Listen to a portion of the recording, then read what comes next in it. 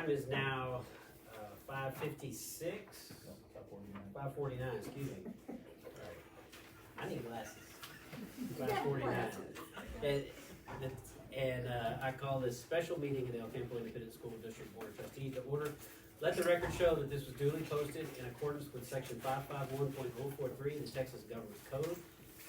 With regards to notice of public meetings, there's a quorum of members present. If you'll rise, I'll lead us in the prayer and the Pledge of Allegiance. Let's pray. Lord, thanks for letting everyone be here today and getting here safely through this weather.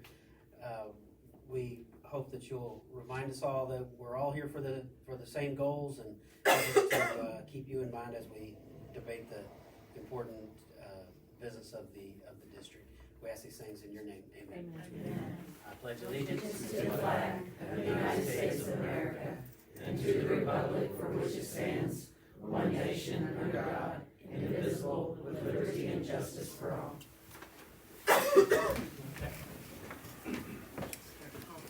This is a special meeting to discuss the annual report, and I'll let Mr. Callahan kind of take it from there. Well, board members, Ms. Starry will lead us and present to us the annual report. Now, I do want to share with the board members, I hope that you understand that this is a public hearing, so anybody can make comments. So, Ms. Starry? All right. So in your board book, you have this presentation and all the attachments that goes with it, and they're embedded in there. But I go through it. So basically, Can I say, just, yeah. I asked Alicia not to go through every one of these charts, just so that you're aware. So if you want to see one specifically, you're more than welcome to ask her. But our plan is, since it's a public hearing, that she's going to present it. The information will be then placed online, so if anybody wants to go look at a specific report. Because how many pages is this? 100? Well, just the taper for the district's 32 pages itself, and then you've got every campus, and I mean there's multiple. There's 7 of them. So yeah. Let's see. Did I click out this thing? Oh, there it is. Okay. So there's 7 parts to this report. Click it all up on the screen for you. The first one is the taper. The links are in there for each one. I am going to go through how to read each one of these so that you are aware, but you can go back and I'll be happy to answer questions along the way, or if afterwards you have any questions once you've had time to really look at it, I'll be happy to meet with anybody and answer those questions. But the first one we're going to go through is the taper. It's the longest. I am going to reference the district one. And in your report, it's going to have page numbers in there. So as we go through it, you can go back and see exactly where those things are. So the taper report comes out every year. It's compiled from the PEAMS and data assessment, student assessment data that we get every year. It is published as a PDF, and it shows all kinds of information from school performance to student groups to enrollment to our staffing information. There's finance information in it, so it is a very comprehensive report. All right, so the first part, this is going over the cover of it. The cover page typically has your accountability ratings on it. Of course, this year we did not get any per TEA right now because of some lawsuits that are taking place. So we don't have accountability ratings. And with that, we did not get any information on special ed. It usually is on the cover page. If there's anything with the armed services, that's on the cover page. We don't have anything, and no distinctions because of no accountability. So our cover page is blank right now, just to let you know. But going into the report, it starts with the STAR performance. It does do all 3 performance levels, and those are on page 3 through 11 on the district one. So you can see how students did in all subjects, all grade levels. It combines some grade levels, it combines some subjects, so you can see it in many different ways. Then it goes into school progress. This is also known as growth. So if you're looking at how many students have grown over the course of the year, that's on pages 12 to 14 in there. And then it goes into STAR participation. That is just basically how many kids are taking the test across each grade level.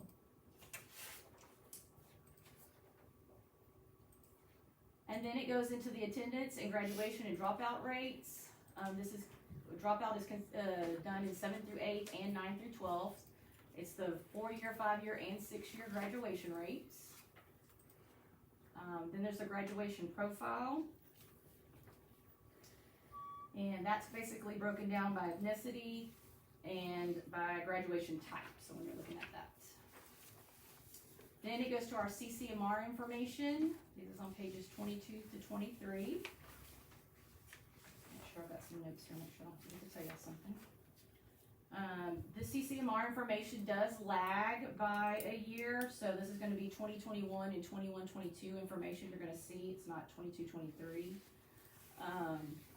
But it gives you all of the information on how CCMR is calculated, all the indicators that are used, and then any other post-secondary indicators that are considered for college readiness.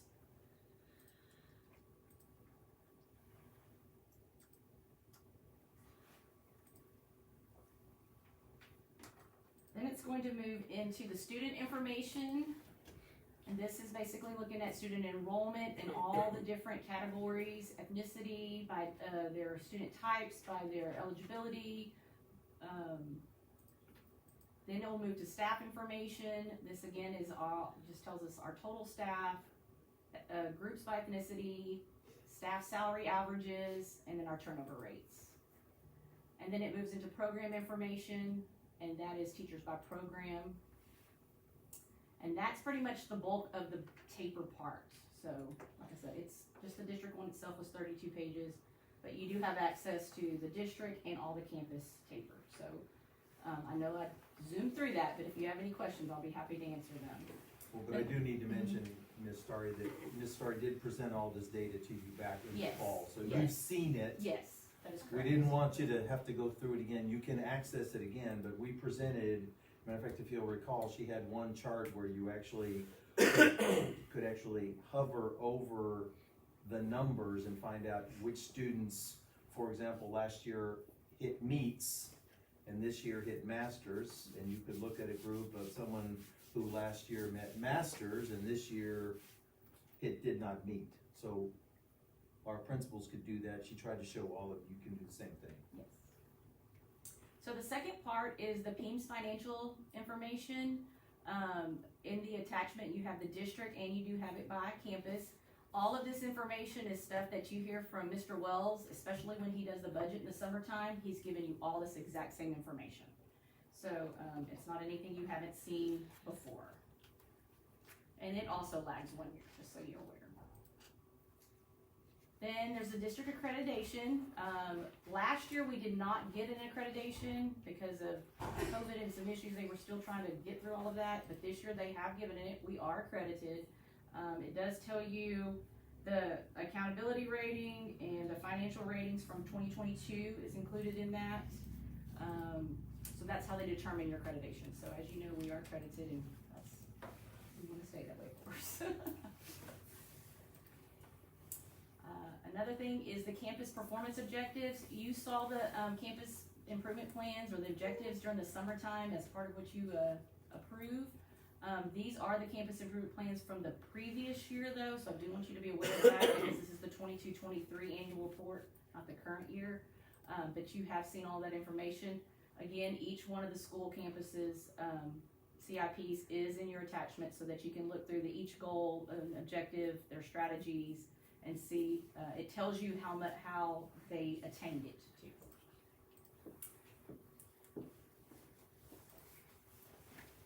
Right, and then we have the report on the violent criminal incidents. The good news is we did not have any. These are your serious violations, such as if somebody brought a firearm or an illegal knife to school, aggravated assault, things like that. So for the 22-23 school year, we had 0 across all of the indicators. So, and you'll see that in the report as well. This is student performance in post-secondary institutions. This is basically, they track your students that graduate and how many of them go to a 2-year or 4-year college. So it tells you how many they were able to track. It picks up like Wharton County Junior College for us specifically because we have so many students that go there. I think A&M's another one that's actually listed on our list. And then it'll say other 4-year or other 2-year institutions. So you can see how many students we have that do that, so that's good information. And then the last one is our progress towards our goals. We have House Bill 3 goals. These are basically looking at our early childhood literacy and math, which is basically your 3rd grade STAR performance. And then the other part is CCMR. And so I can tell you, we missed the target in our early literacy and math, but we did hit the CCMR goal. So we're on track right there. But we do have progress measures as well to keep us on track to try to reach those goals. And then the last thing is just letting you know that this will be available on our website, all of this information within 2 weeks. So if you need another copy of it, okay, well, it's a good time to update it, I guess. If you need a copy of it, it'll be available there as well. So I went through that pretty fast. Any questions? Well, but I do wanna share with the board, and you have been exceptional at coming in individually, but both Ms. Starry and I are available to have individual conversations. To go through all of this is gonna take an hour, even individually. In a group, it's gonna take a lot longer than that. So if you want specific conversations, please just reach out. We will organize it the best we can so that if you tell us in advance what your interest is, then we will make sure we tailor our discussion for that. Absolutely. Okay. Thank you, Ms. Starr.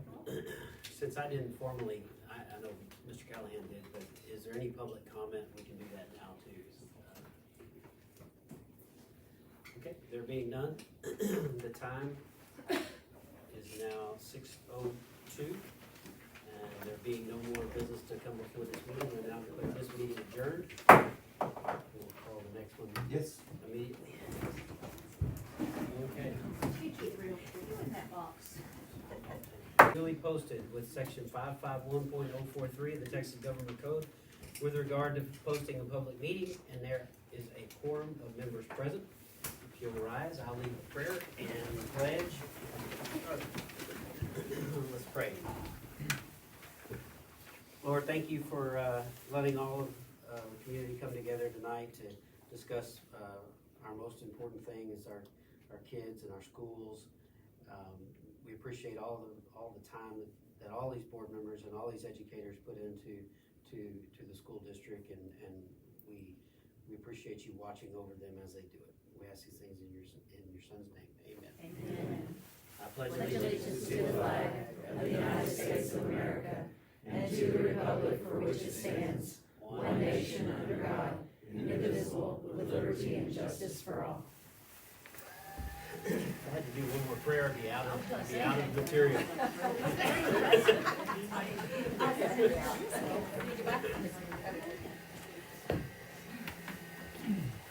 Okay.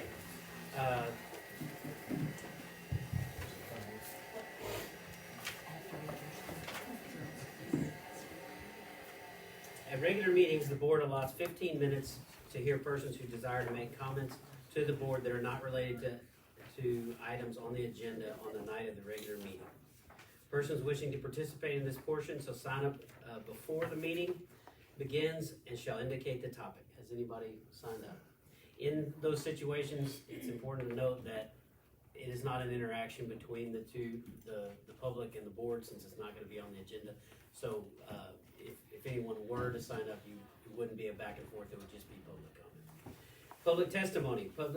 Public testimony board allots an opportunity for the public to address the board regarding items on the agenda for any open meeting of the board during the board's consideration of the agenda item, provided that the requirement of written notice is met. Has anybody signed up for that? Okay, there being none, we will move on to recognition. Board members, we have all of our principals here, so we want to recognize each and every one of you. I have put in front of you a copy of the letter that we have published.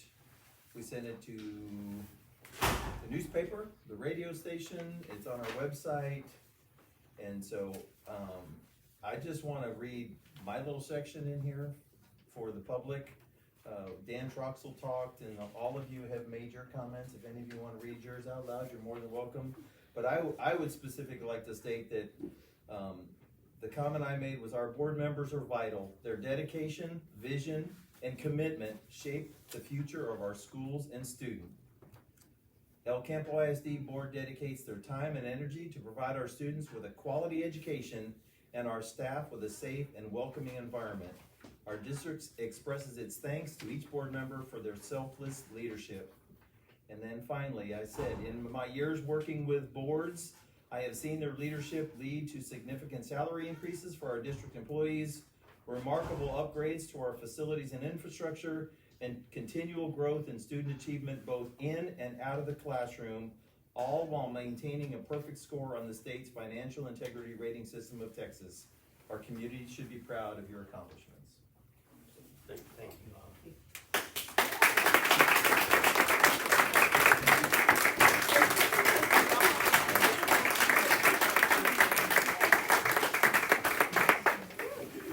I want to say thank you for, I mean, when we got here, we could barely have the meeting because all of the things y'all gave us were heaped up in front of us. But it really does mean a lot, and it is a privilege to do this volunteer job because of the people that make up our district. It really is, and I think I speak for everybody that we probably wouldn't do it if it wasn't for people like y'all and the people that work with y'all on a daily basis. So we really appreciate the opportunity to serve y'all. So, anybody else? Thank you. Thank you. Thank you. Thank you. Thank you all. It's hard to not strike. I know. You can nibble. So much for my diet. The item number 4 is our consent agenda. According to local policy BE, a consent agenda is provided that includes item of a routine and or reoccurring nature that are grouped together to be acted on under one action item. Board members are furnished background material for each of the items on the consent agenda, and if a board member wants to have an individual item removed for individual consideration, we can do that. Does anybody want to do that? Well, Mr. Irwin asked me if I would read the policy update. Yeah. It's only, You obviously misunderstood. 1,000 page policy update. Just kept scrolling through that. it's only 1,200 pages, folks. It won't take a couple hours, probably. Longer than that. That being said, we're not going to pull anything out. We will entertain a motion to approve the consent agenda as presented. I'll make a motion. Motion by Ms. Smith. Second by Ms. Povitz. All in favor, raise your right hand. Opposed, same sign. Motion carries unanimously. Okay, that will take us to item 5C1, presentation of fall 2023 student attendance data.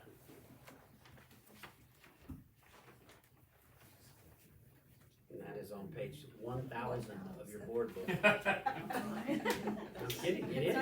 It's on 1,000. So don't scroll.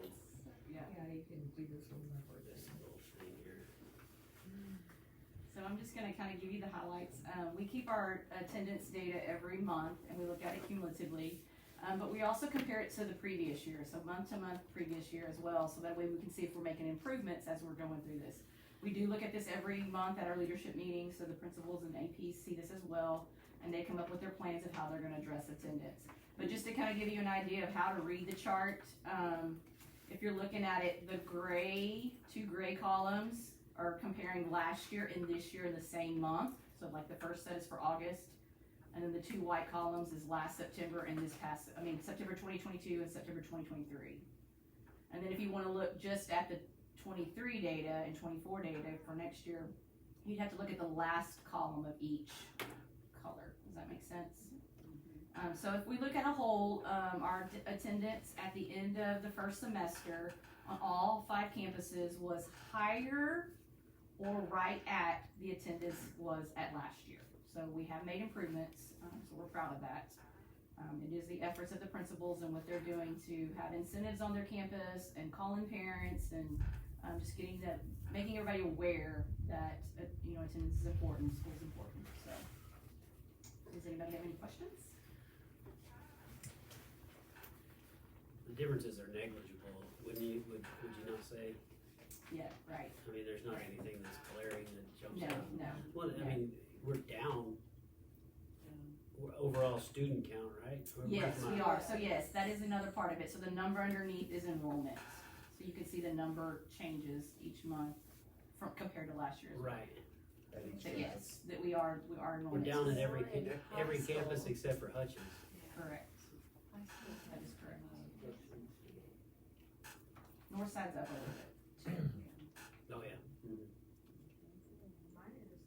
30 plus at Northside and 9 plus at Hutchins. The kids, the class is moving. We've got a big one at, Northside right now.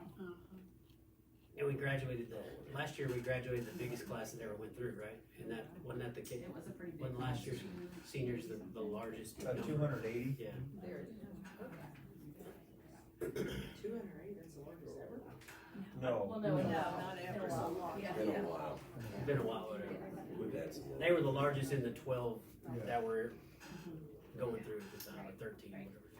Well, what we want the board to know is that we present this data to the principals every month. So we track it monthly, we keep track.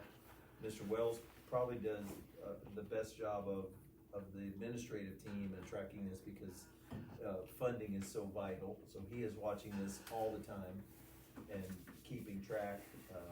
But our principals are doing an exceptional job trying to improve attendance. I think that if we look, that tends to be a factor in student performance. I will say this, that our PEAMS data shows that we're at about 76%, 78% low SES district-wide. And that tends to be an indicator of students who have probably multiple parents working, a lot of other factors. They may not have access to same kinds of materials or experiences. So that does provide a little bit more of a challenge for our teachers. But I would say that we try to monitor this monthly with everybody, and we're certainly open to providing you monthly data about this or things that you might want to see. Okay. Do we know how we compare with other districts in the area as far as attendance? I mean, we get state data, don't we? We can get it, yes. We can certainly find that. That's not something that's out And how of the much do we get per student from? $7,200, Demetri? Yeah, More or less. just say 7,068.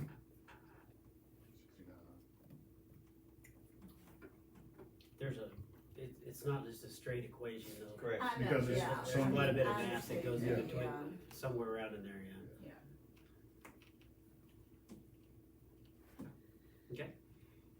Anybody else got any questions on that? Okay, we'll move on to, item 6A1, which is consider approval of the proposed 2024-25 school calendar. I like these names because it's all misstarring. So in your packet, you have the proposed calendar for the 24-25 school year. This year, instead of going back to the drawing board, we tried to mimic our current school year's calendar as much as possible. And then the plan is that in the fall, we'll go back to the drawing board. So kind of doing this every other year versus every year. So the calendar does not have any major changes to it. We did go back to a Wednesday start date. We just had a lot of feedback on that. But to do that, we had to give something up. So we're on a Wednesday start, but in February, where we had a holiday and a PD day, we took the holiday out and we just have a PD day. So teachers will have to work one more day there versus kids. So, but that's pretty much the only big change. We still have the half days before Thanksgiving, before spring break, at Christmas, and at the end of the school year.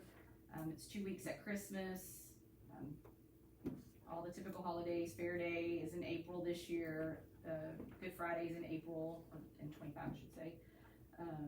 So everything else falls the same. Graduation would be on a Thursday, May 22nd, the last day of school. So, And the fairs staying put, like, it was moved like once and for all. It's not, they didn't move it 1 year and they're moving it back to their original.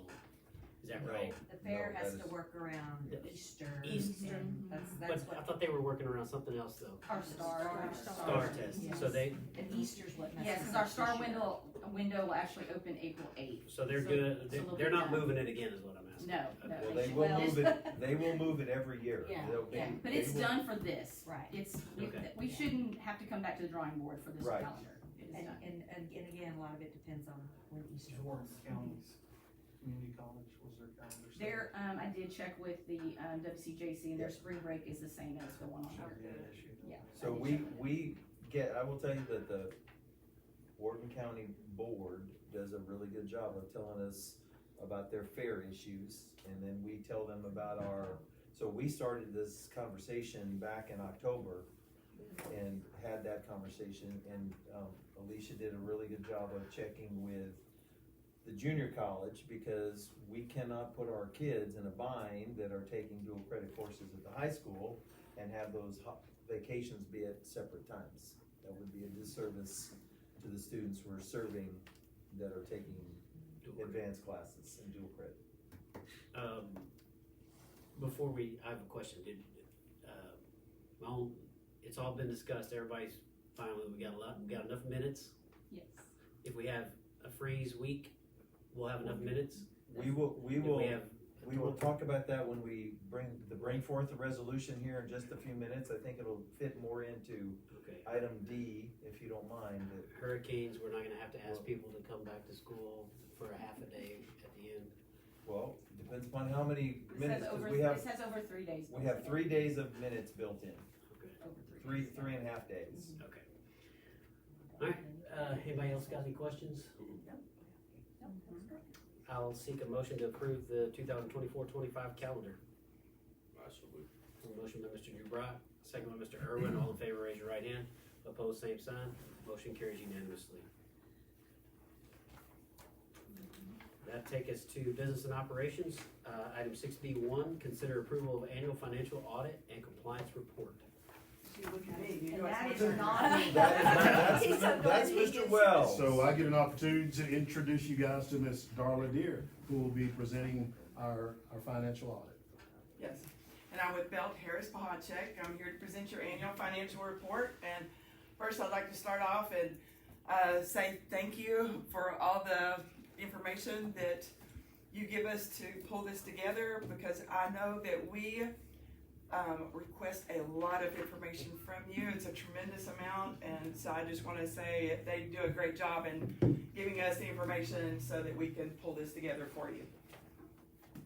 So I'm going to go through about the 3 most important pages out of the audit, but then I'll be happy to discuss anything in the audit that you'd like. So if you will flip with me to page 7, and we're in the Brown Book. We're missing some copies of He's got the other couple of them. Did I sign them? On page 7, Alright. and this is our opinion page. This is the page that we consider the most important out of the audit. You have received an unmodified opinion. That is the highest level of assurance that you can receive, that there are no material misstatements, and all disclosures have been made to generally accepted accounting principles. So great job on the unmodified opinion. All right, we're gonna flip over to page 30 and 31, and we'll take a look at your general fund column. That's gonna be the first column on page 30.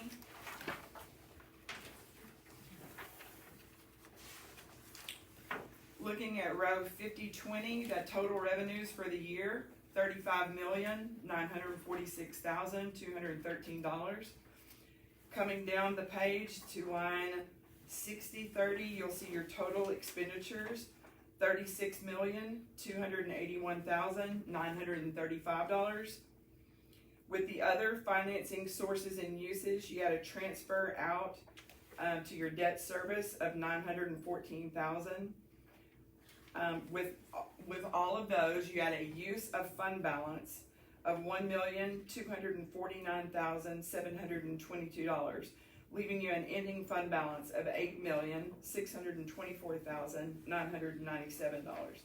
And I'm gonna run you back up the page looking at line item 81. You'll also notice that $844,000 was in that facilities acquisition and construction line item.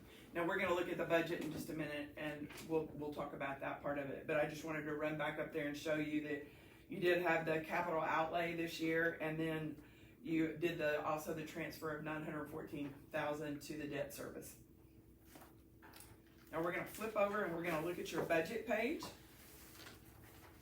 and I have that one marked in here as well. That's on page 71.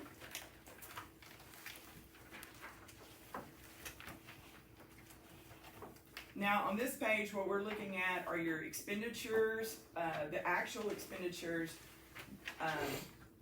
and we're comparing that back to the final budget. And on those expenditures, going down to that 60-30 line, you'll see in that final budgeted amount, you budgeted $37,037,508. You spent $36,281,935. So you came in under budget at that total expenditure line at $755,573. So looking down at all those positive variances, that's great. That means that you're coming in under budget on each one of those line items. If you're looking at the line that is on the 1200 where it says the net change in fund balance, if you're looking at that final budget column, you'll see that you had a planned use of your fund balance of $1,939,326. But what you actually used was $1,249,000, meaning that you came in under the amount that you had planned to use by $689,604. So great job on the budget and coming in under those budget numbers. Now, that's about the three most important pages, but I would be happy to answer any questions that you might have in your audit.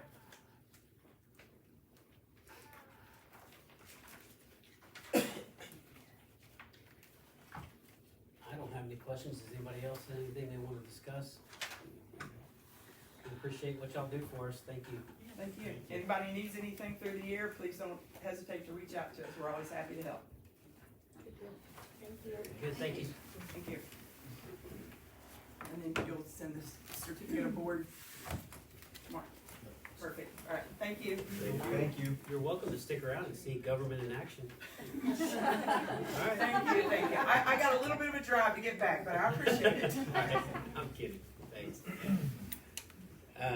That will take us to item. Approving the You audit. gotta prove it. Oh, my bad. I think that would approve the audit. I have a motion by Mr. Dortick and a second by Ms. Smith. All in favor, raise your right hand. Opposed, same sign. Motion carries unanimously. That takes us to 6D, consider resolution to pay employees for the emergency weather closure on January 16, 2004, in accordance with DEA local, caused by an act of God. Board members, our recommendation, as you just heard about the calendar, we build in extra minutes. So I know that is often a question that teachers ask. Why do we have extra minutes in our calendar?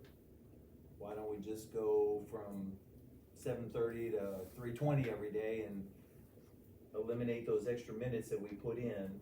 Well, if you'll recall, we are now down to 172 instructional days, which leaves teachers 15 days, of which Alicia puts the vast majority of them at the beginning of the year so they can come back from summer and prepare for students to arrive. And then we build extra minutes in case we have something like happen the day after Martin Luther King Day, which is a closure. Because of that, we have enough minutes in our calendar to cover the student instruction, but we don't have an opportunity to pay an employee, particularly our wage and hour employees, for those hours that they missed working, and they count on those budgets because we basically figure out what their total salary is for the entire year, then we divide it up amongst the paychecks, and so when they miss a day, eventually those hours would come back and have to come out of their paycheck someplace. So it is our recommendation that the board pass a resolution, and I've given you the resolution, I think at your board tables. Should look like this, it should be in that set of packets. I know that Mr. Irwin does not want me to read it, so you can see it. I will tell you, and I need to commend Mark, who's here. I need to commend Dimitri, Jeff Balser, particularly Justin Priestmeyer, and a whole group of other people in Macklemore, because I ran into Miss Tupa at Hutchins on the evening of Martin Luther King when one of our pipes ruptured inside of our building. And so Mr. Priestmeyer heard about it, raced to the building because he is a part of our volunteer fire department, and those people worked, and they even worked the next day. So in your proposal, even though there didn't work on that Tuesday, everybody was off, and I think we should pay everybody. I do believe that those that did work, we should compensate them for their volunteerism, because they didn't have to come up, but they did. So that is what this resolution is doing. And in essence, anybody who missed the day is still gonna get paid for the day because we have those minutes built in for students. I don't think the board wants to discuss this at all, do you? No. I mean, I'll seek a motion to approve the resolution to pay employees for the emergency weather closure on 1/16/24 caused by an act of God. So, Have a motion by Mr. Irwin, second by Mr. Dubrock. All in favor, raise your right hand. Opposed, same sign. Thank you to the staff.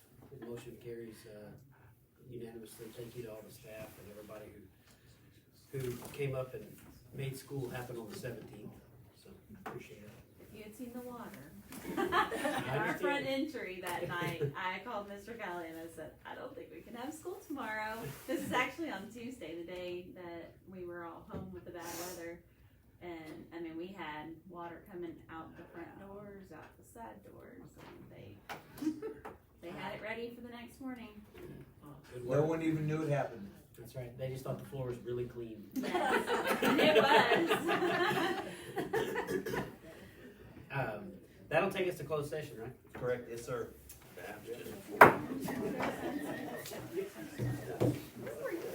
The time is now 7:01, and we will reconvene in open meeting.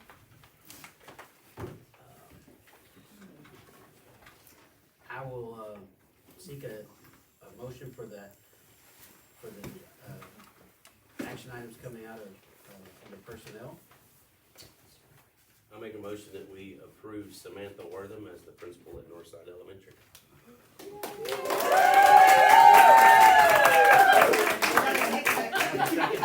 Motion by Mr. Dubrock, second by Ms. Nahavitz. All in favor, raise your right hand. Opposed, same sign.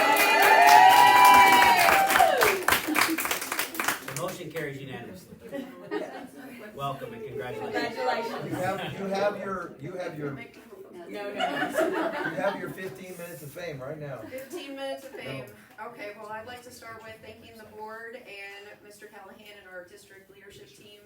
I've had a wonderful opportunity to learn from amazing leaders and educators in this district and other districts, and I really look forward to continuing to serve our district and our community and returning to my first home at ECISD. So thank you all so much.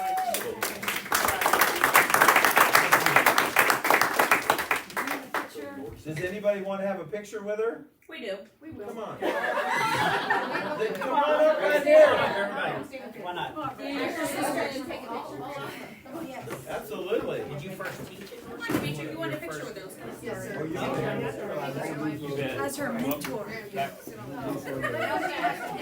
up. Congratulations. Yeah, you're gonna face that away. Thank you. Be in the middle, be in the middle. And I'm a retired teacher, but you know, Hey, I hey, still Back there, right? You're gonna have to come up front. Can't see Miss Brandon. I'm shorty. I know, you're good. I live there though, I'm retired, but I live there. Oh, you do? All right. 1, 2, 3, again, 1, 2, 3. Yeah, I'll stay there for. Make sure you don't walk away with my caramel. Okay. I'm gonna watch it closely. I'm watching. Just walk along. We've been snacking. Thank y'all for being here, it really does mean something.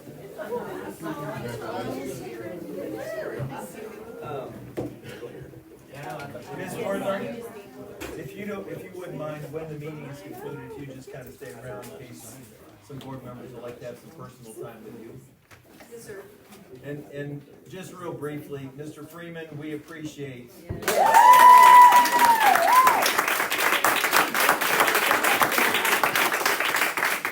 Yes.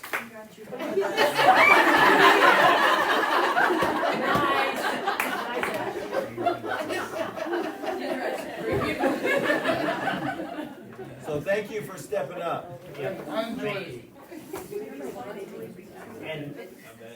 when I walked in tonight, I looked back there and I saw we had a packed house, and I was like, what did we do? What is on the agenda? And it took me a while to realize that y'all were all at Northside. So once I realized that, I knew what it